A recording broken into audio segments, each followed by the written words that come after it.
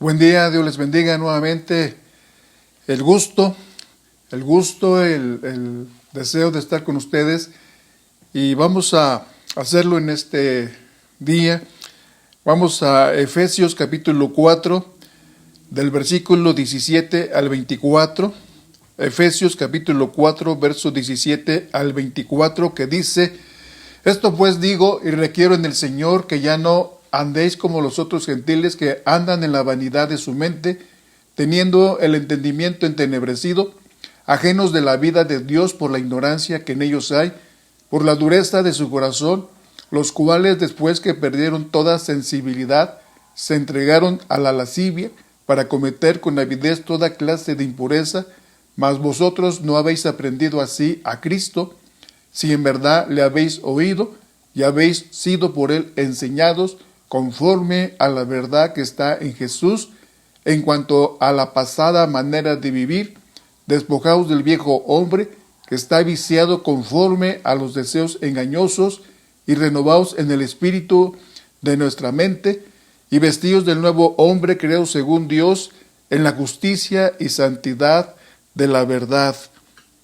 Aquí el apóstol Pablo está pasando de los otros versículos que leímos del capítulo 4, los primeros, a considerar el tema de la nueva vida que tenemos en Cristo Jesús.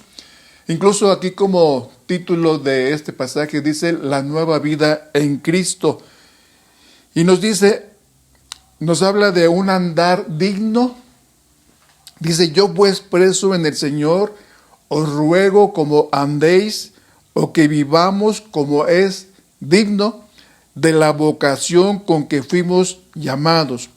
No es cualquier llamado, no es cualquier vocación, sino es de un nivel superior, de una vocación de alta estima a como fuimos llamados. Y Pablo dice: yo preso en el Señor, es decir, encarcelado por la causa del Evangelio, por la causa de nuestro Señor Jesucristo. Él estaba preso allí, no había cometido algún delito, no había cometido alguna cosa ilícita, pero estaba por causa del Evangelio, por causa de la palabra del Señor. Lo que el mundo consideraba como un oprobio, Pablo lo considera como el honor más alto, y se gloría en sus prisiones por causa del Señor más que un rey en su trono. Ese era el gozo, la expectación, el deleite del apóstol Pablo en estar en esa situación, bajo esa circunstancia, porque estaba haciéndolo por causa de nuestro Señor Jesucristo. Sus prisiones también son un argumento que daría más valor, más peso a su exhortación, más autoridad. El cambio del cristiano, el cambio del creyente regenerado o nacido de nuevo, resultará en una conducta cambiada, y esta conducta será distinta a la de los no creyentes. Hay una gran diferencia del creyente y del no creyente, de la vida en Cristo y la vida sin Cristo, la vida vieja y la vida nueva en el Señor. Esta parte que sigue introduce un nuevo énfasis en la carta sobre el comportamiento de los cristianos. Marca un contraste entre ellos y los no creyentes o los incrédulos. La mente renovada se usa en el versículo 17 y 23, que nos dice que andan en la vanidad de su mente. Y dice el 18, teniendo el entendimiento entenebrecido, ajenos de la vida de Dios por la ignorancia que en ellos hay, por la dureza de su corazón. Y luego el verso 23 nos dice que debemos de renovarnos en el espíritu de nuestra mente. Entonces, nos habla, por un lado, de un caso hablando de la mente vacía, necia, y en el otro nos habla de la mente renovada. La única forma de convertir la mente es rendirla a Cristo y vivir en una renovación constante de nuestra manera de pensar. Tenemos que ir cambiando, ir transformando, ir evolucionando nuestra forma de pensar, de entender. Dice Romanos 12:2, que no nos conformemos a este siglo, a esta era, sino transformémonos por medio de la renovación de nuestro entendimiento, para que comprobemos cuál sea la buena voluntad de Dios, agradable y perfecta. Pablo comienza con las palabras: esto digo e insisto en el Señor. Así él se dirige a los efesios con una insistencia, con una palabra de autoridad, de exhortación, manifestándola junto con la del nombre del Señor Jesús, para mandarles que continúen conduciéndose no como los gentiles, como los no creyentes. La palabra andar se halla repetidas veces en esta carta. Son 6 capítulos donde Pablo reiteradamente menciona la palabra andar, nuestra forma nueva de conducirnos, de vivir en este mundo, y nos habla entonces del comportamiento, de nuestras acciones, de nuestras actitudes. Pablo hace hincapié sobre un estilo de vida completamente cambiado, nuestra vida anterior y nuestra vida nueva en Cristo. Indica que este debe ser radicalmente diferente de aquel de los no creyentes, y esta exhortación contiene lo siguiente. En los versículos 17 al 24 que leímos, es una exhortación general, y del verso 25 al 32 es una exhortación a cualidades que el creyente debe de cultivar en lugar de aquellas que son del viejo hombre. En la exhortación general, Pablo describe la conducta de los gentiles, de los que aún no han conocido a Cristo, que caminan de esa forma en esta vida.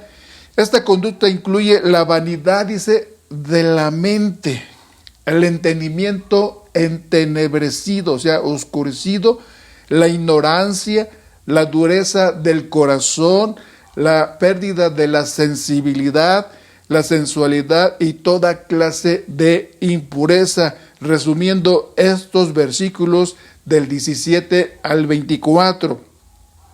Esta lista es un inventario progresivo y feo de las faltas y errores de la vida de aquellos que no tienen a Cristo.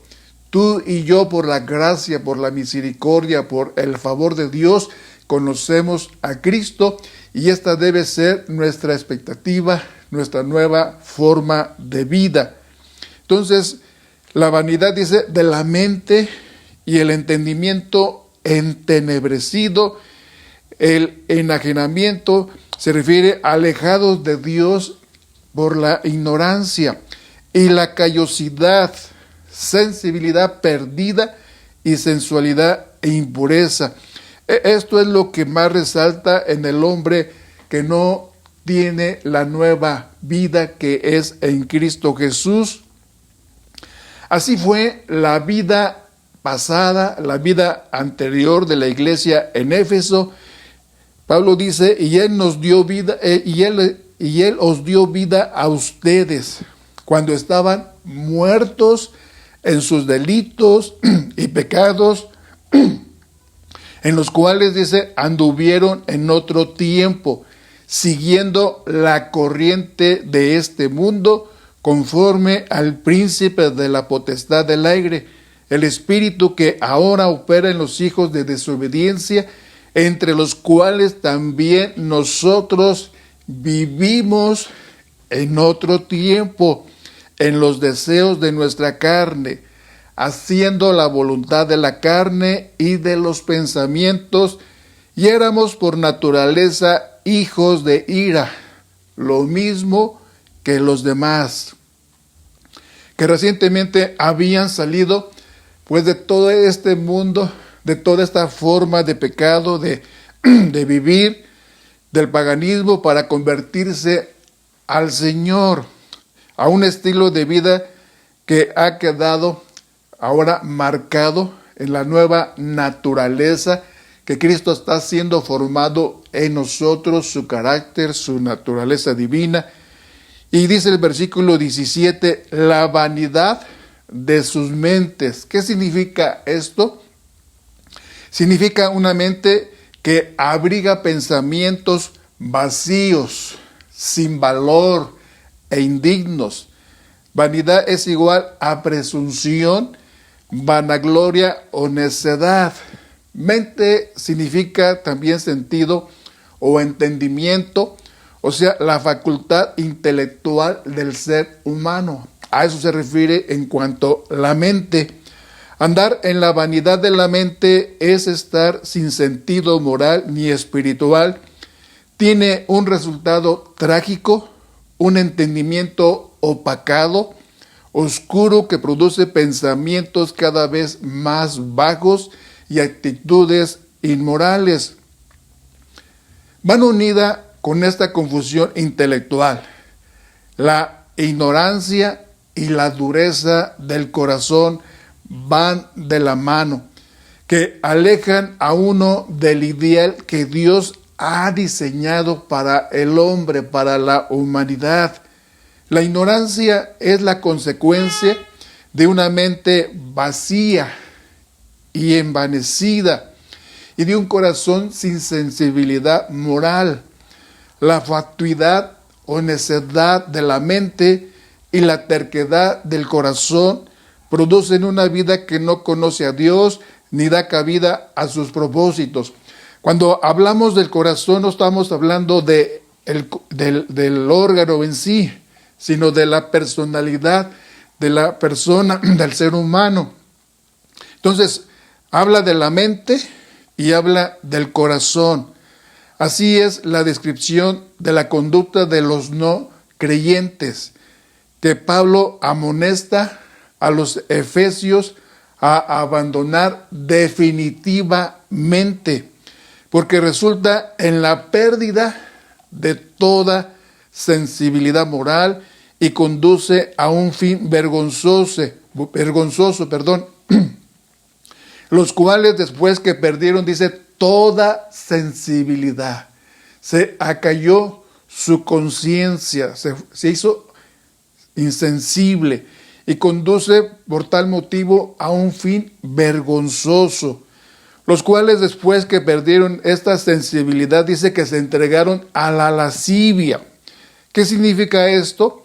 A un apetito inmoderado de algo, para cometer, dice, con avidez, o sea, deseos fuertes e intensos, toda clase de impureza. O sea, se fueron al extremo, a una vida perdida, a una vida carnal, a una vida sin Cristo. No hay sentido ni conciencia de moralidad.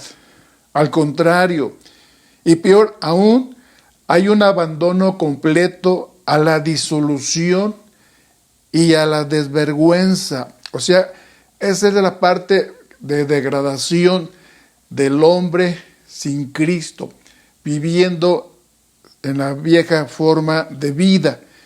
Se entregaron, dice, a la sensualidad para cometer con deseos muy fuertes toda clase de impurezas. Expresa la inclinación insaciable y con avaricia hacia una conducta muy baja de lascivia y libertinaje. El hombre va cayendo de esa forma en la degradación humana, alejándose, apartándose cada vez más y más del Señor en cuanto a lo que Él es en su naturaleza. El comportamiento que resulta en tristeza y que suprime la naturaleza de Dios.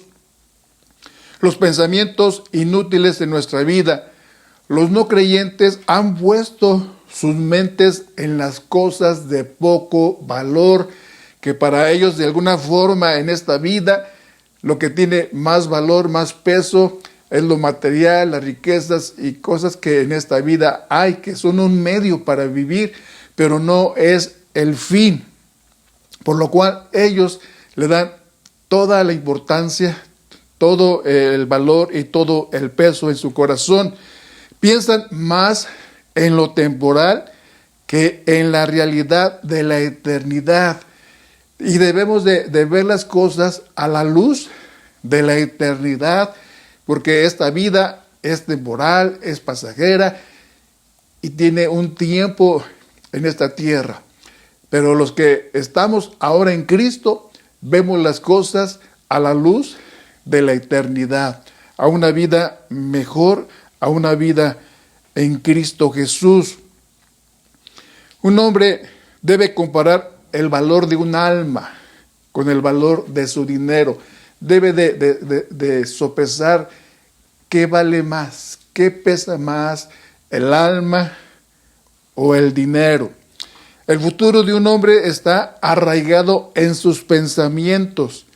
Debemos estimular los pensamientos que inspiran a las acciones de fe, de amor, de misericordia, de compasión, de pureza. La acción siempre sigue a los pensamientos. Antes de que nosotros actuemos, es algo que ya nosotros tenemos definido o fijo en nuestra mente para llevarlo a cabo. Las buenas acciones son el resultado de los pensamientos buenos.